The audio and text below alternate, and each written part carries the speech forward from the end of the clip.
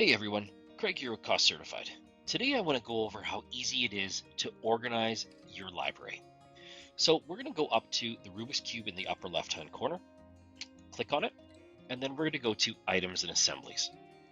This is going to take you to your entire library of everything that you've saved from the proposals that you've made.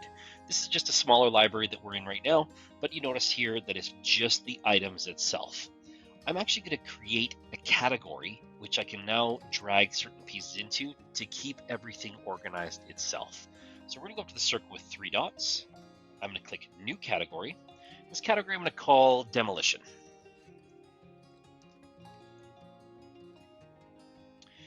And it's going to create another line within your library itself. Now you notice this is a blue colored item. It says Demolition versus one that's just colored black. So the black ones are just your items by itself. Your blue ones are ones that you can actually put items into. So for example, construction dumpster, I'm actually going to click on it, hold the mouse button down, and I'm going to drag it right into the demolition piece up top. So what will happen is it will actually move this construction dumpster, as you can see, right into the demolition category. I can minimize it or I can extend it itself.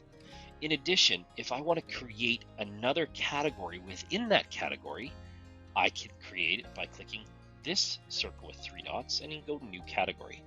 And this one you can call Dumpsters. If you want to become very, very specific in your library. So here I've got the two categories. I can drag this one and I can drop it right into dumpsters, and then it kind of puts the details there. If I have something else within my library that I want to move into, demolition. Now this is not a demolition item, but I'm going to move it anyways. I'm going to take Backsplash, I'm going to click on it and drag it up into demolition itself. It won't put it in the dumpsters category because that's a separate category to move it by itself. But what it is doing is it's putting it right into the demolition. So this is a great way for you to work on your library, keep it as clean and organized as possible,